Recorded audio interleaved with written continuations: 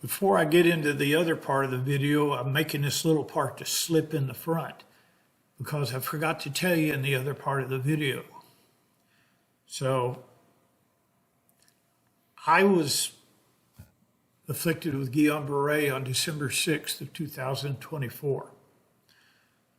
I spent a lot of time unconscious in a drug-induced coma, intubated, laying there while they sucked all the blood out of my body to clean it 6 times. I didn't know what was going on a lot. I had a lot of nightmares and a lot of hallucinations and a lot of pain. But I also had a whole month to think of things. And out of that whole experience, the best thing that I can pass on to people is get out and do stuff you want to do while you can still do it. I sat there thinking about all the projects that I have wanted to finish and all the things that needed finishing, and I couldn't do a damn thing about it. Time's precious, guys. You never know what's going to happen. Hell, I was getting ready to be in a play 4 days before it happened. I'm unconscious in a coma. You never know. So don't do like I do. Put things off. Get out there and do it now. Now on with the rest of the video. After I give you all that free advice. Hi folks, time for an update. And maybe a little bit of putting the sandblaster together. So hold on. Today, it's been a week since I've gotten out of the rehab hospital. I stayed there for 33 days and it did a world of good. I'm now under home care and they're sending a trainer twice a week for an hour. It's not up to the 12 hours that I was getting every week of physical therapy, but he's taught me a few new tricks and he doesn't come with parallel bars or weight machines because he can't get them into his little car. But we're making do. Some good news. My feeling in my hands has almost returned to normal. This one's still a little shaky, but I get used to it. Hell, 4 weeks ago, I couldn't even do this. My knees have gotten better. The stabbing, squeezing nerve pain that's been encompassing my whole knees on both legs has resolved a little bit. It doesn't feel as tight. The muscles aren't squished together. My hands, like I say, that squeezing feeling is almost left. I can feel a little bit in this area, but it's much, much better. The bad part is the band that I had around my ankles has now gone to my whole foot, and it just feels like somebody put it in a vise, then warmed it up with a blowtorch, then started shooting rivets through the vise. The metal band is squeezing my feet. It's made it hard to train and work, but if it is going to happen like all the other stuff has happened, hopefully within 2 to 3 weeks, my body will be finished recladding the nerves.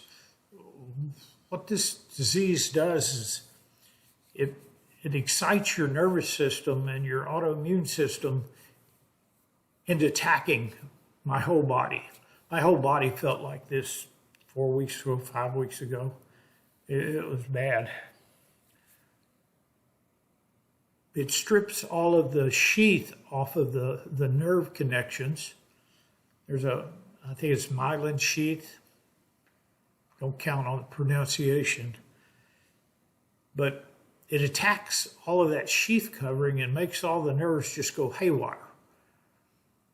The good news is your body can replace that sheath material.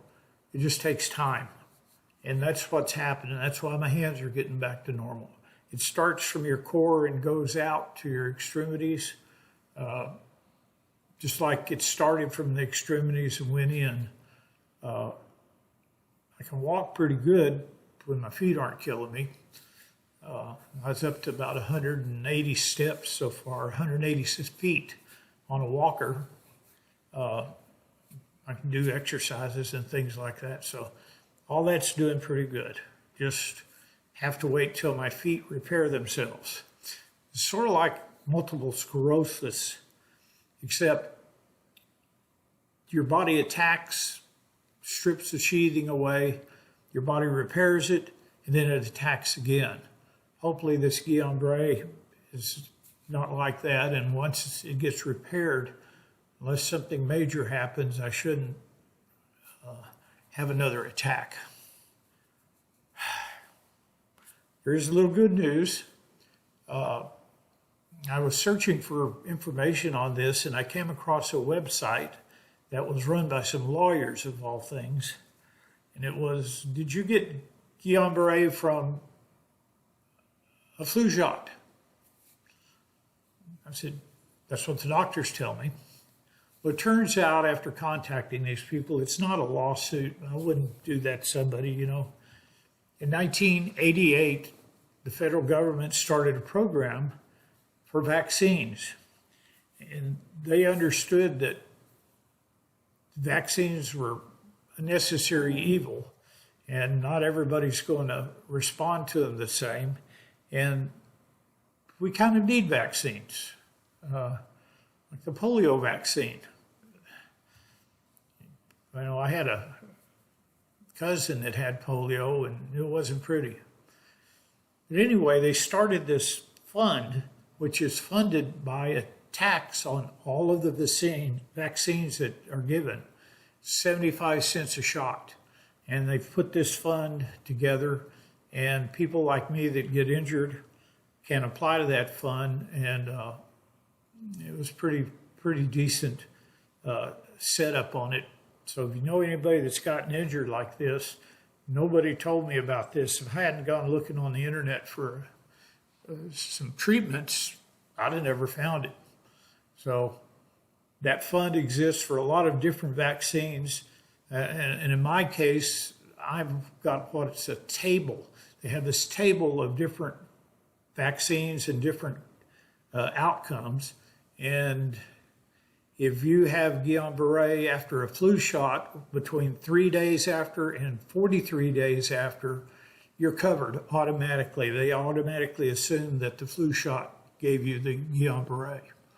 So it takes about a year and a half to receive any funds, but they pay for things like out-of-pocket hospital expenses, lost wages, pain and suffering, I think she said. The lawyers don't get a dime of your settlement. They are paid reasonable attorney's fees, and the money's tax-free. So if you heard of anybody, please tell them about it. I don't know how much money I'll get.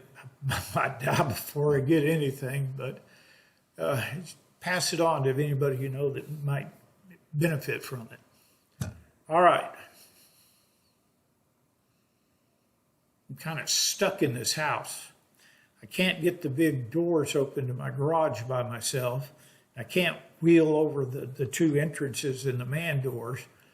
So I've got my son coming by today, and he's going to force one of the doors open for me. And I've been a week here without even looking at my machines, and it's about to drive me crazy. My wife's happy as hell. Oh, no, you can't get in there. It's kind of tough being 75 feet away from the things you love and you can't even see them. So that's what's going to happen next. Well, that's enough about me. I'm going to start the video now with a little bit of putting this sandblast machine together. I've been putting it off because I don't know how much of it to make. In fact, let's do this. The next video after this one will be put together of putting the sandblast machine together with your input.